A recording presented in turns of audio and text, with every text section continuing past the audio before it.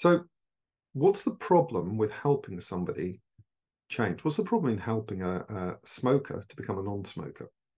What's the problem in being able to chat with somebody you care about, a friend, family member, a work colleague, a neighbour, about smoking? Well, most people just simply go out and end up antagonizing their friends and their family with this. What do I mean by that? Well, they'll just simply say, oh, you should stop smoking. Oh, it's bad. Oh, here's a book I found. Oh, here's a course I found. Oh, I think, oh, I know this person who stopped smoking. It's really good. I think you could do it too. And they have simply no respect for the fact that that person is in their life, where they're at, doing the things that they're doing, having smoking as their coping mechanism, their kind of reward, their treat for the day, which we all have, some variation of things that we do or things that we have to help us, feel well and manage our day-to-day life, our rewards. And they simply have no, shall we say, kindness, compassion, and tact in the way that they approach this. All right. And look, at least in the Western world, most people who are hugely obese would probably not choose to be that way. All right.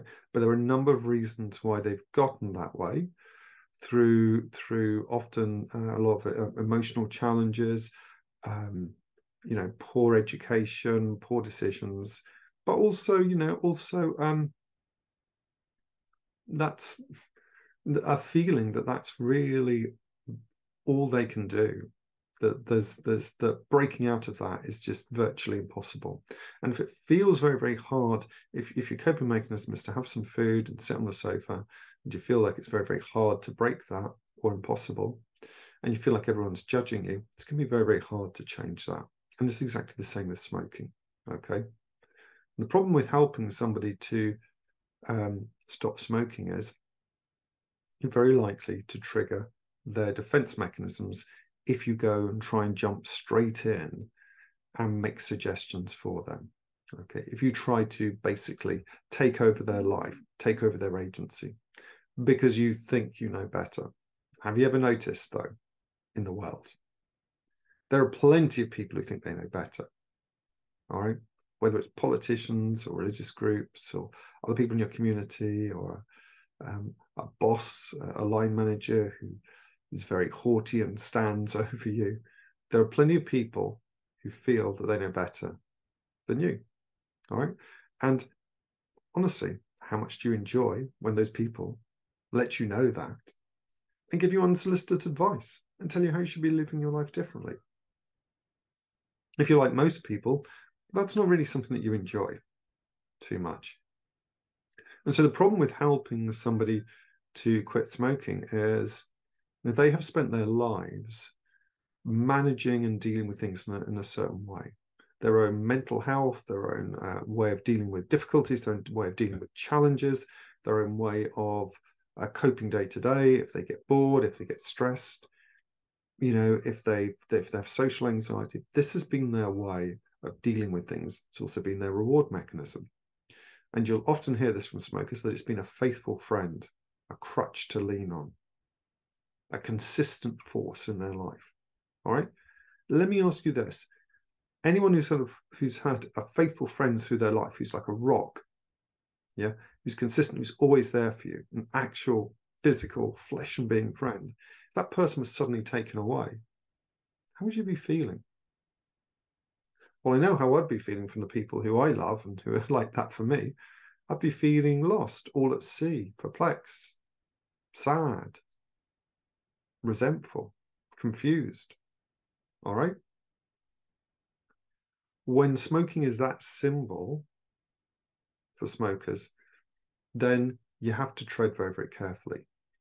All right. So this is what we call secondary gain. The people who smokers smoke not because, as a general rule, that they like the taste of the smell and the burning of it on them. There are a few people who fall into that category, but by and large, it's not an aesthetically pleasing thing. It's not like the most delicious tasting food. In fact, taste buds tend to get blunted by it.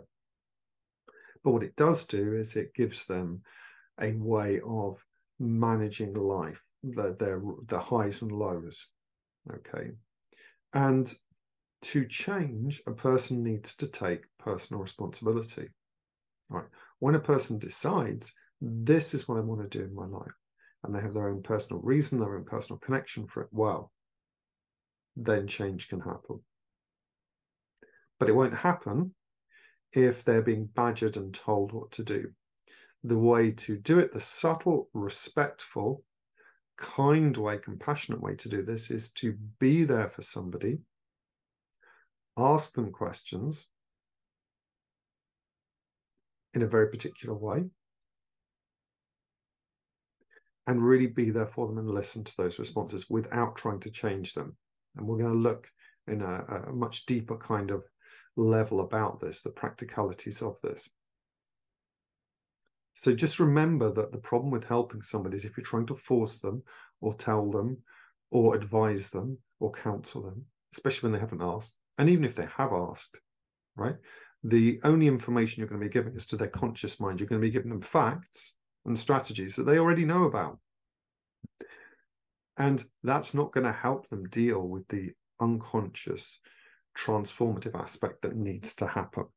All right. So if you want to help somebody to change, paradoxically, you have to back off from trying to make them change and instead have a deep understanding and empathy for the journey that they've been on in their life.